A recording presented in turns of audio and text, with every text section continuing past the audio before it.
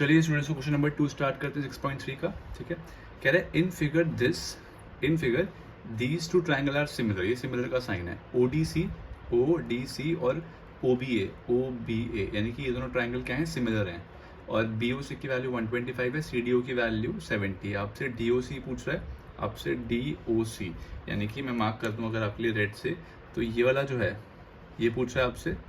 और डीसीओ यानी कि ये वाला आपसे पूछ रहा है। और ओएबी यानी कि ये वाला भी पूछ रहा है आपसे। तो ये 3 एंगल्स हमसे पूछ रहा है वो आइडेंटिफाई करने के लिए। ठीक है, अच्छा सबसे पहले आपको ये समझ आना चाहिए कि गिवन क्या है। इसमें गिवन है कि ट्राइंगल सिमिलर हैं, तो गिवन क्या है, triangle O D C similar है ट्राइंगल ओ बी ए के। याद करो कि अगर ट्राइंगल सिमिलर होते तो मतलब क्या होता है उसका।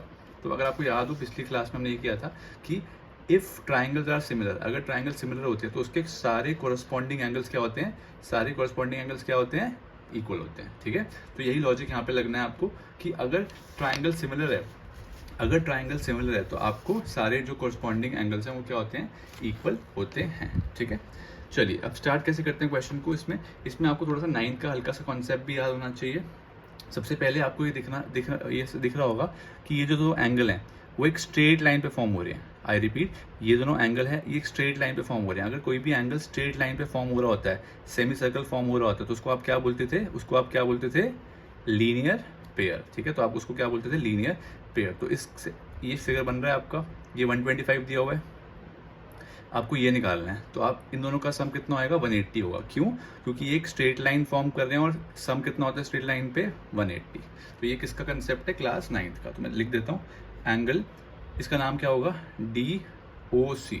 तो angle DOC, angle DOC, plus इसका नाम क्या होगा, BOC। तो एंगल BOC, इनका सम कितना आएगा, 180। क्यों 180 कैसे, अरे लीनियर पेयर ना, बताया तो लीनियर पेयर में क्या होता था कि एक सेमी सर्कल फॉर्म हो रहा होता था। ठीक है, तो DOC की वैल्यू निकालनी है तो क्या आएगा, angle DOC is equals to, ये कितना दे रखा है, ये वाला कितना दे रखा है, 125। ये 125 प्लस में उधर जाके क्या आएगा, माइनस। तो 180 पहले से ही था और ये 125 जो था वो उधर जाके माइनस हो जाएगा, तो माइनस 125 कर दिया। तो एंगल DOC की वैल्यू कितनी आ जाएगी, 180 में से 125 माइनस करो तो 55। ठीक है, तो 55 डिग्री इज आवर आंसर। तो पहला पार्ट का काम तमाम आपने कर दिया। दूसरा बोल रहा है ये वाला निकालो, ये वाला। अब ध्यान से देखो बेटा, ये एक ट्राइंगल फॉर्म होता हुआ दिख रहा है, ये ट्राइंगल फॉर्म होता हुआ दिख रहा है। ठीक है, अब ये ट्राइंगल फॉर्म अगर हो रहा है तो इसका और इसका सम कितना होगा, इन तीनों एंगल का सम कितना होगा, एंगल सम प्रॉपर्टी, इन तीनों एंगल का सम कितना होता है, अरे ट्राइंगल के 3 एंगल का सम कितना होता है, बोलो जल्दी, 180। तो आप क्या लिखोगे कि ये वाला एंगल यानी कि CDO एंगल प्लस ये वाला एंगल यानी कि DOC प्लस ये वाला एंगल DCO, इन सबका सम कितना होगा, 180।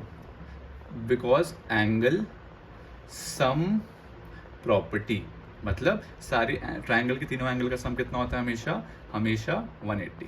ठीक है, अब CDO की वैल्यू है हमारे पास क्या, हाँ CDO की वैल्यू तो 70 दे रखी है, तो डाल दो। DOC की वैल्यू तो अभी निकाली थी 55 plus DCO is equals to 180। ठीक है, तो DCO कितना आएगा, 180 में से माइनस करना पड़ेगा। क्या कर रहे हैं देख लो, 70 प्लस 55 करो कितना होगा जल्दी से, 125 है ना। जैसे आप 125 इधर प्लस है उधर जाके क्या होएगा, लेफ्ट से राइट जा रहा है तो क्या होएगा, माइनस। तो यानी कि माइनस 125। तो आंसर कितना आ जाएगा, अगेन 70 प्लस 50 यही होता है ना 125, और ये कितना आ जाएगा अगेन 55 डिग्री। ठीक है, तो ये दो आपके आएंगे 55 और 55। चेक करो जल्दी से, कोई डाउट है जल्दी से देखो, दोनों 55 आ चुके हैं। ठीक है, अब यानी कि DCO को भी आपने खात्मा कर दिया। अब है OAB। अब देखो OAB इस ट्राइंगल में है, इस ट्राइंगल में नहीं है, तो हमने सिमिलैरिटी का तो यूज़ किया ही नहीं। तो अब यहाँ पे सिमिलैरिटी का यूज़ होगा, कैसे देखो, OAB निकालना है आपको। तो मैं एक बार सिखा रहा हूँ आपको, ध्यान से थोड़ा सा पेशेंटली सुनना। देखिए ODC सिमिलर है ट्राइंगल OBA के। तो मैंने आपको बताया था कि अगर ट्राइंगल सिमिलर हो जाते हैं तो उनकी कोरस्पॉन्डिंग एंगल क्या होते हैं, उनके कोरस्पॉन्डिंग एंगल क्या होते हैं, इक्वल होते हैं। हमें कौन सा निकालना है, हमें निकालना है एंगल ओ ए बी। अब ध्यान से सुनना बेटा, ध्यान से, बहुत पूरा फोकस छोड़ दो, पूरा फोकस कर दो, छोड़ दो नहीं सॉरी, कर लो, ध्यान से देखना। ओ ए बी ये आपको फाइंड करना है ना। अगर आप इस ट्राइंगल में देखो तो ओ पहला शब्द है ना, इस ट्राइंगल का फर्स्ट अल्फाबेट ओ है, ठीक है, और सेकंड अल्फाबेट जो यहाँ पे लिखा हुआ है ओ ए बी, ए की पोजीशन क्या है, ए की पोजीशन है थर्ड, ठीक है। यानी कि एंगल किस फॉर्म में लिखा हुआ है, पहले फर्स्ट अल्फाबेट लिखा है, फिर थर्ड अल्फाबेट वाला लिखा है। तो अगर आप कंपेयर करो, इसका फर्स्ट अल्फाबेट क्या है ओ, इसका फर्स्ट अल्फाबेट क्या है ओ ही होगा। अच्छा नहीं समझा, ध्यान से देखते रहो, दोबारा देखते रहो। ए एंगल जो है, ए एंगल जो है वो इस ट्राइंगल में कौन सी पोजीशन पे आ रहा है, कौन से नाम पे आ रहा है, थर्ड पोजीशन पे आ रहा है। ए अल्फाबेट कौन सी पोजीशन पे आ रहा है, दिख नहीं रहा, फर्स्ट सेकंड थर्ड पोजीशन पे आ रहा है। तो उस ट्राइंगल में देखो थर्ड पे कौन आ रहा है, उस पे थर्ड पे कौन आ रहा है, फर्स्ट सेकंड थर्ड, सी आ रहा है, यानी कि सी, और लास्ट में डी। नहीं समझ आया, ध्यान से देखोगे तब समझ आएगा ना। तो देखो मैं क्या कह रहा हूँ कि जब दो ट्राइंगल सिमिलर होते हैं, जब दो ट्राइंगल सिमिलर होते हैं तो कॉरस्पॉन्डिंग एंगल इक्वल होते हैं। कॉरस्पॉन्डिंग एंगल ढूंढना सिखा रहा हूँ आपको। हमें कौन सा चाहिए, ओ ए बी, तो मैंने लिख दिया ओ ए बी, ठीक है। अब ओ ए बी का सीक्वेंस क्या है कि ट्राइंगल के नाम में ओ पहला है शब्द है और ए थर्ड अल्फाबेट है, तो मतलब हमें फर्स्ट और थर्ड अल्फाबेट की हेल्प से एंगल बना रहे हैं। तो इसमें फर्स्ट अल्फाबेट कौन है, ओ, थर्ड अल्फाबेट क्या है, सी। तो यहाँ पे ओ ए लिया था आपने, ओ ए, यहाँ पे क्या लोगे ओ सी। तो यानी कि मैं क्या बताना चाह रहा हूँ कि ओ ए बी का जो एंगल आपको निकालना है वो किसके इक्वल होगा, ओ सी डी के इक्वल हो जाएगा। क्यों, क्योंकि triangles are congruent, because triangles are similar. तो सिमिलर ट्राइंगल के एंगल्स इक्वल होते हैं, ठीक है, ट्राइंगल्स आर सिमिलर। यानी कि ओ ए बी की वैल्यू कितनी होगी, ओ ए बी की वैल्यू कितनी आएगी, जो वैल्यू ओ सी डी की है, ओ सी डी क्या है, ओ सी डी, यानी कि इसकी जो वैल्यू है, इसकी जो वैल्यू, ओ सी डी कहाँ है, ओ सी डी आपने कहाँ निकाला था, ओ सी डी ये निकाला हुआ है, डी सी हो या ओ सी डी की बात है ना। ये वाला कितना निकाला है 55, यानी कि इसकी आंसर भी कितना आ जाएगा 55। नहीं आया समझ, एक बार ध्यान से फिर से जल्दी से मैं क्विक बता रहा हूँ, छोटे में बता रहा हूँ, ठीक है। ट्राइंगल सिमिलर थे तो एंगल इक्वल होते हैं। अब मैंने क्या किया, ये निकालना था हमें, तो मैंने देखा इसका दोस्त कौन है, इसका दोस्त ढूंढा। तो ओ ए बी का दोस्त कैसे ढूंढा, ट्राइंगल में ओ और ए फर्स्ट और थर्ड अल्फाबेट है, तो यहाँ का भी फर्स्ट और थर्ड अल्फाबेट निकाला, फर्स्ट और थर्ड ओ सी, और लास्ट में डी आ गया। क्यों, क्योंकि डी बचा है, तीन एंगल तीन नाम से होता है, तीन अल्फाबेट से बनता है। तो जब यहाँ पे ओ ए था, ओ ए ये कहाँ से आया, यहाँ से क्वेश्चन से। तो यहाँ पे क्योंकि ओ ए था यानी कि फर्स्ट और थर्ड अल्फाबेट लिया, तो यहाँ पे भी आपको फर्स्ट एंड थर्ड ही लेना पड़ा, ओ सी डी। तो ओ सी डी की वैल्यू कितनी थी 55, तो आपने 55 डाल दी, ओ ए बी की भी 55 आ गई। क्यों, क्योंकि ट्राइंगल्स वर सिमिलर। तो this was the question, I hope ये समझ आया होगा, ठीक है। जल्दी से थर्ड क्वेश्चन कर लेते हैं। थर्ड क्वेश्चन अगर आप देखो तो थर्ड क्वेश्चन को आप इंपॉर्टेंट मार्क कर सकते हो, ठीक है, इंपॉर्टेंट है ये, ऐसा टाइप ऑफ क्वेश्चन पेपर में आपको दिखाई दे सकता है, ठीक है। तो थर्ड को स्टार मार्क कर लो। जब भी आप करेंगे ये वाला क्वेश्चन पता है आपको करना ही करना है, जब भी चैप्टर रिवाइज करोगे इसको भूलना मत, ठीक है। कह रहे हैं diagonals A C and B D of a trapezium A B C D. एक ट्रेपीजियम है ए बी सी डी, ठीक है, एक ट्रेपीजियम है ए बी सी डी। तो इस तरीके का ट्रेपीजियम बना होगा, मान लेते हैं यहाँ पे ए है, यहाँ पे बी है, यहाँ पे सी है, यहाँ पे डी।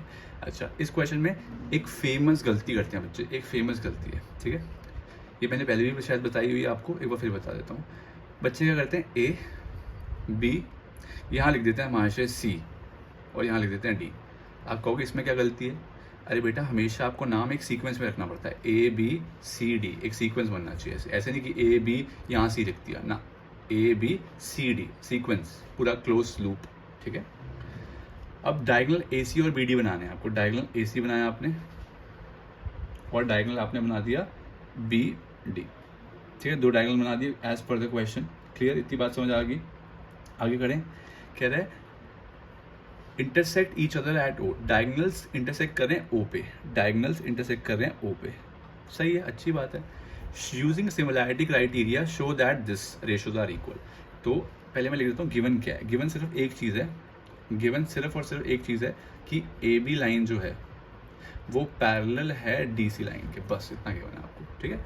और प्रूफ क्या करना है, प्रूफ क्या है, टू प्रूव है O A upon O C is equals to O B upon O D. अब ध्यान से एक बार देखते हैं फिगर में है क्या, ओ ए यानी कि ये, और ओ सी यानी कि ये, ठीक है। दूसरा भी देख सकते हो, बट आपको इतना ही देख के पता चल जाना चाहिए, आपको सिर्फ इतना देख के ही पता चल जाना चाहिए कि आपको ये वाला ट्राइंगल लेना है AOB, और नीचे वाला लेना है। क्यों?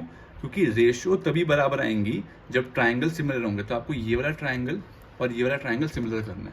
आई रिपीट, आपको किसी ना किसी रूप का, किसी कोई ना कोई दिमाग लगा के इन दोनों ट्राइंगल को सिमिलर करना है, बिकॉज जैसे ट्राइंगल सिमिलर हो जाएंगे तो रेशियो बराबर हो जाएगी, AO upon OC, OB upon वो, तो ये आ जाएगा आंसर, ठीक है। तो यहाँ पे सारा का सारा काम क्या है, आपको ट्राइंगल सिमिलर करना है। बहुत ही ईजी क्वेश्चन है, 2 स्टेप में खत्म हो जाएगा, ध्यान से देखते रहो। तो आप इन ट्राइंगल AOB एंड एक तो ये वाला ट्राइंगल देख रहे हो आप, और एक देख रहे हो COD। अब इस ट्राइंगल में देख बेटा, ध्यान से देख, इस ट्राइंगल में ये दोनों क्या बना रहे हैं, ये दोनों कुछ बना रहे हैं। आप कहोगे हमें तो कुछ नहीं पता भाई, हमें तो नहीं पता। अरे 9th का थोड़ा सा याद रखा करो यार, जब भी क्रॉस बनता है ऐसे, you can call me x, जब भी एक्स बनता है तो क्या होता है, वर्टिकली ऑपोजिट एंगल, ठीक है। तो यानी कि ये वाला एंगल और ये वाला एंगल क्या है, बराबर है। तो एंगल AOB बराबर है एंगल COD के। क्यों? Vertically opposite angles, vertically opposite angles, ठीक है। पहली बात हो गई। अब दूसरी बात, ये वाला एंगल और ये वाला एंगल भी इक्वल है। आप कहोगे क्यों भाई, ये कैसे इक्वल हो गया? यहाँ देखो बेटा, अगर मैं आपके लिए समझाने के लिए बनाऊँ तो ये Z बन रहा है, Z की फॉर्म उल्टी बन रही है पता है मुझे, बट बन तो Z की तरह ही रहा है ना, Z। जब भी ऐसा Z बन रहा होता है और लाइंस पैरेलल होती हैं, क्योंकि ये लाइंस पैरेलल थी, ये वाली लाइन और ये वाली लाइन पैरेलल थी, है ना, और ये ट्रांसवर्सल है, तो आपको पता है कि एक लेफ्ट पे और एक राइट पे एंगल जो होता है उसको क्या बोलते हैं, ऑल्टरनेट इंटीरियर एंगल, ठीक है। तो यानी कि एंगल OAB इक्वल है एंगल OCD के। क्यों? ऑल्टरनेट इंटीरियर एंगल्स, ठीक है। तो क्योंकि दो आपने ये एंगल और ये भी एंगल इक्वल प्रूफ करवा दिया, इस ट्राइंगल में ये इसके इक्वल प्रूफ करवा दिया और ये इसके, तो यानी कि ट्राइंगल सिमिलर हो गया है। तो आप लिखोगे ट्राइंगल AOB जो है वो सिमिलर हो गया ट्राइंगल COD के। क्यों? बाय डबल A रूल, ठीक है, डबल A सिमिलैरिटी क्राइटेरिया। कैसे डबल A कैसे लगा दिया? क्योंकि दो एंगल्स आपने इक्वल प्रूफ करवा दिए, और वी नो दैट, हमें पता है कि अगर ट्राइंगल सिमिलर हो जाते हैं तो साइड की रेशियो बराबर हो जाती है। अगर ट्राइंगल सिमिलर हो जाते हैं तो साइड की रेशियो बराबर हो जाती है, यानी कि AO फर्स्ट 2 अल्फाबेट्स, इसके भी first 2 alphabets upon CO is equals to, इसके सेकंड और थर्ड अल्फाबेट लिया OB, तो इसका भी सेकंड और थर्ड अल्फाबेट OD, और लास्ट में इसका फर्स्ट और थर्ड लिया AB, और इसका और फर्स्ट और थर्ड लिया CD। तो मैं ये क्या किया, मैंने कोरस्पॉन्डिंग साइड्स की रेशियो बराबर करी, ठीक है। जो ट्राइंगल के नाम थे उसके हिसाब से कोरस्पॉन्डिंग साइड्स की रेशियो आपने बराबर कर दी, ठीक है, क्लियर। अब इसमें एक चीज़ अब हमें चाहिए क्या, OA OC OB OD, हमें सिर्फ ये चाहिए, ठीक है। तो यानी कि जब ये तीनों इक्वल हैं तो ये आपस में दोनों भी इक्वल होंगी, है ना, तीनों इक्वल हैं, तो आप लिखोगे देयरफॉर जब ये तीनों इक्वल आ रही हैं तो यार ये दोनों भी तो इक्वल ही होंगी, तीनों की जगह मैं 2 लिख देता हूँ, तो आंसर क्या आ जाएगा, देयरफॉर AO अपॉन में CO is equals to OB upon में OD, या फिर इसको लिख सकते हो आप OA अपॉन में OC is equals to OB upon में OD। क्या डाउट आ रहा है इसमें? आपको आ रहा है कि यहाँ तो AO लिखा हुआ था, आपने OA लिख दिया, बात तो एक ही है ना बेटा, AO या OA, और यहाँ पे CO की जगह OC, एक ही बात है, ठीक है। अच्छा, इसमें एक डाउट आ सकता है किसी को, या कोई बच्चे नज़रअंदाज भी कर सकते हैं, उनको डाउट ही नहीं आएगा, ऐसा भी हो सकता है, बट ये इंपॉर्टेंट पॉइंट है, अभी शायद आपको समझना है, मतलब अभी आपको सही लग रहा है क्वेश्चन, कोई दिक्कत ही नहीं है, बट आप कभी कभी पेपर में अटक सकते हो इससे बेटा, पेपर में अटक सकते हो, ध्यान से सुन लो एक बार, ठीक है। अब आपको कोई बच्चा ना इसको ट्राइंगल को AOB नाम लिख रहा है, ये तो ठीक है, यहाँ तक तो सब सही कर देते हैं। क्या करते हैं बच्चे, इसका नाम COD की जगह DOC लिख देते हैं। आई रिपीट, इसका नाम बच्चे गलती से इसका तो AOB रखते हैं ज़्यादातर, इसका लिख देते हैं DOC। तो आप कहोगे क्या तकलीफ है, DOC लिख दिया तो, बेटा ये गलत है, ये गलत है। क्यों? क्योंकि जब आप DOC लिख दोगे नाम और जब आप कोरस्पॉन्डिंग साइड की रेशियो निकालोगे तो आप क्या लिखोगे, AO first and second alphabet divide by DO, but हमारा क्या आ रहा है CO, यानी कि कुछ गड़बड़ हो रही है। तो अब ये कैसे चेक करें, तो ये कैसे चेक करें कि भाई ये गड़बड़ वाले सीन कैसे चेक करें। तो ध्यान से सुन बेटा, ध्यान से सुनो। मैंने क्या किया, दिमाग लगाया। इसका तो मैंने कोई दिमाग नहीं लगाया, इसमें तो मैंने अपने दिमाग जो भी मेरे मन में आया AOB, मैंने नाम as it is copy paste कर लिया, ठीक है। फिर मैंने क्या, इसका नाम लिखने में क्या दिमाग लगाया, ध्यान सुन लो प्लीज़, 30 सेकेंड्स, ठीक है, पूरी अटेंशन। ये नहीं मत बोलो मुझे समझ नहीं आ रहा, समझ नहीं आ रहा। ध्यान दोगे तो ही समझ आएगा, नहीं तो मेरा क्या जा रहा है, मैं तो स्किप कर सकता था इस पार्ट को, हमारा क्वेश्चन हो गया। बट ये इंपॉर्टेंट पॉइंट है, ठीक है, बीच में मिस हो जाता है, इसलिए मैं फिर रिपीट कर रहा हूँ। इसका नाम तो मैंने रैंडमली जो मेरा मन आया AOB मैंने लिख दिया, ठीक है। इसका नाम आपको सोचना था बेटा। देखो इसका AO है, ठीक है। तो मैंने देखा कि प्रूफ में AO के साथ कौन आना चाहिए, OC आना चाहिए, तो मैंने वही लॉजिक यहाँ पे लगाया। अगर AO के साथ OC आना चाहिए तो यहाँ पे अगर फर्स्ट 2 अल्फ़ाबेट AO हैं तो यहाँ पे भी फर्स्ट 2 अल्फ़ाबेट क्या होना चाहिए, इसका दोस्त, AO का दोस्त कौन है, OC। ये प्रूफ करना है आपको, दैट्स वाई, ठीक है। तो इसलिए आप यहाँ पे DOC नाम नहीं लिख सकते हो। आई रिपीट फिर से, इसका नाम तो मैंने अपने रैंडमली लिख लिया है ना। अब इसका नाम ये भी लिख सकते थे, आप ये भी लिख सकते थे, बट ये इनवैलिड नेम है, this is invalid because AO का दोस्त कौन है, AO का दोस्त कौन है, CO। तो दैट्स वाई जब AO यहाँ पे नाम लिखा तो वहाँ पे क्या आना चाहिए, CO आना चाहिए। अगर आप गलत लिख दोगे तो आप सिमिलर भी गलत लिखोगे और फिर आप साइड्स की रेशियो भी गलत कर दोगे, ठीक है। तो ये बात मिस हो जाती है, ज़्यादातर टीचर्स नहीं बताते क्योंकि सारा आंसर सही आ गया, ठीक है, बताने की ज़रूरत ही क्या है। बट ये आप लोग पेपर में गलती करोगे, फिर जाके रेशियो मिलेंगी नहीं आपकी, सही मैच नहीं हो पाएंगी और आप फंस जाओगे। तो इसमें इसको इग्नोर मत करना बेटा, बहुत इंपॉर्टेंट पॉइंट है, ठीक है। चलिए क्वेश्चन नंबर 4 देखते हैं अगर हम ध्यान से। तो अगेन ये अच्छा क्वेश्चन है, डिसेंट क्वेश्चन है, 4th, ठीक है।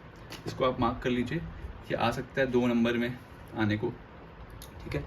तो कह रहे हैं इन फिगर, ये एक फिगर दी हुई है, रेशियो बराबर दे रखी है, एंगल 1 और एंगल 2 बराबर दे रखा है, show that PQS similar to TQR, ठीक है। अगर मैं आपके लिए मार्क कर दूँ PQS ट्राइंगल, तो ये PQS ये वाला ट्राइंगल है बेटा, ठीक है।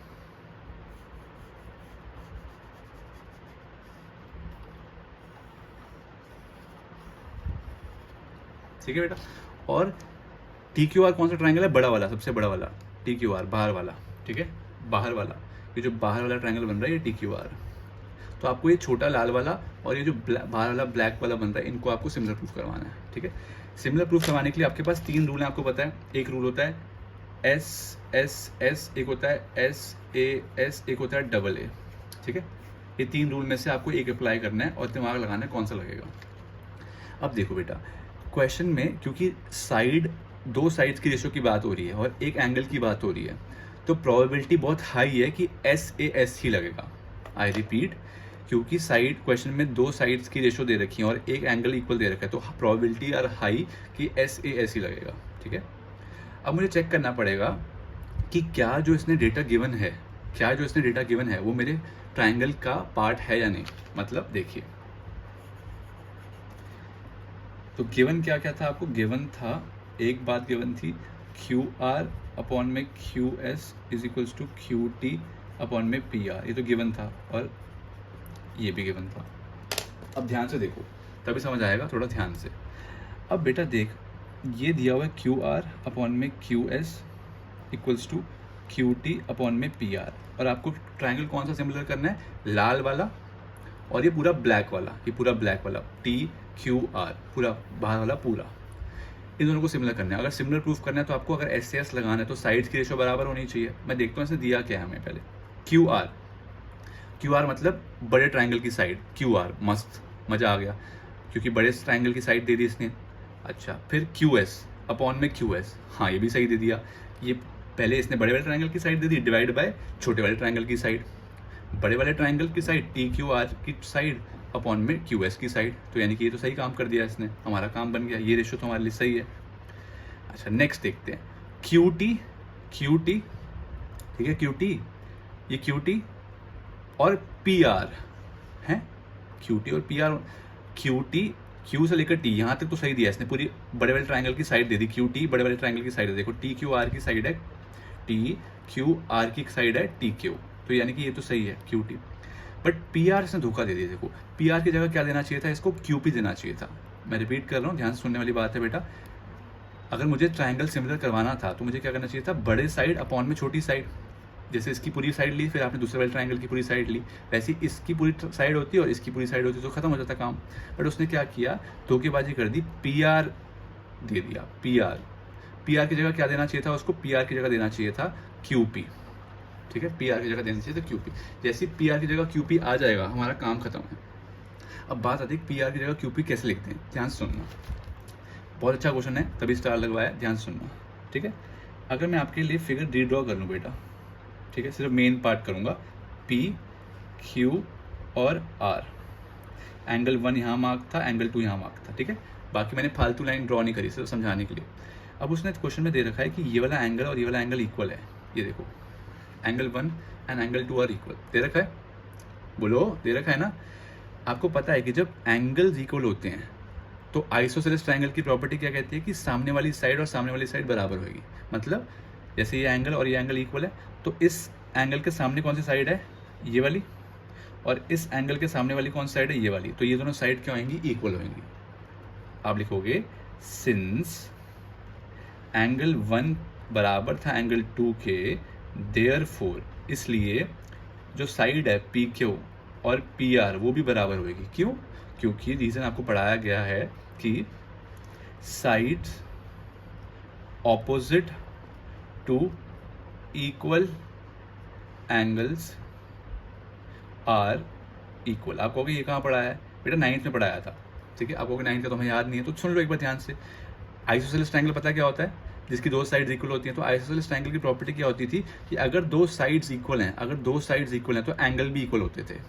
और दूसरी प्रॉपर्टी क्या होती थी आइसोसेलेस ट्रायंगल की, ध्यान सुनो, कि अगर दो एंगल इक्वल हैं, अगर दो एंगल इक्वल हैं, अगर दो एंगल इक्वल हैं तो दोनों साइड्स भी इक्वल होती है। आइसोसेलेस ट्रायंगल की प्रॉपर्टी है, तो याद रखो। अगर याद नहीं है तो मैंने आपको पहले ही बोला था कि एक रफ कॉपी बना लिया करो बेटा, साथ में पतली वाली आती है ना 5 रुपये वाली कॉपी, वो बनाओ ज़रूर। जिसको भी देखो, टॉपर में और 80% जो ला रहे हैं, 90% जो ला रहे हैं, उसमें एक फ़र्क होता है बेटा। अगर उस फ़र्क को आपको मिटाना है तो मेरी बात सुननी पड़ेगी। आपको एक पतली सी कॉपी लगानी है साथ में, ठीक है, 5 रुपये की आती है पतली सी कॉपी। उसमें आप ये जो एडिशनल कंसेप्ट है आप ये लगाएंगे। अभी इस चैप्टर का कंसेप्ट तो है नहीं है ना, इस चैप्टर में तो सिखाया नहीं गया क्योंकि ये तो 9th का कंसेप्ट है, बट हमें याद नहीं था मान लो। अगर आपको याद नहीं है तो आपको अगर अच्छे मार्क्स लाने हैं तो आपका काम ये होना चाहिए कि आप ट्रायंगल चैप्टर लिखेंगे, ट्रायंगल चैप्टर हेडिंग डाल के उसमें जो भी एडिशनल कॉन्सेप्ट आपको लग रहे हैं कि इस चैप्टर की नहीं है, वो पुराने हैं, उसको आप साइड में लिखेंगे समझ के। नहीं तो फिर पेपर में आप फिर आपको दिक्कत आएगी नहीं तो। ठीक है, तो यही होता है फ़र्क टॉपर और उसमें। आपको जो बोला गया टीचर के द्वारा वो ऐसे नहीं बोला गया, मुझे आपको लग रहा है कि मुझे याद रहेगा, मैं तो 30 मार्क खाऊँ, बट ऐसा नहीं होता बेटा। जब आपके 15 चैप्टर करने होंगे लास्ट में तो आपको कुछ भी याद नहीं रहेगा।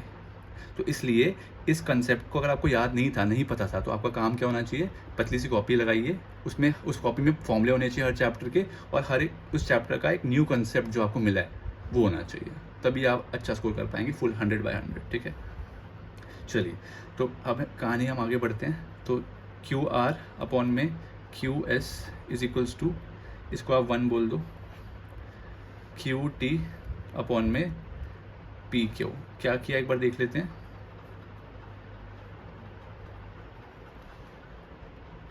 देख लेते हैं एक बार, ठीक है। ये पूरी रेशियोज गिवन थी, मैंने कॉपी मारी, Q R Q R, Q S, equal का इक्वल, क्यू टी का क्यू टी, पी आर की जगह मैंने क्या लिख दिया, पी क्यू। क्यों, अरे अभी तो प्रूफ किया P Q is equal to P R, तो बस रिप्लेस कर दिया। ठीक है, रिप्लेस कर दिया।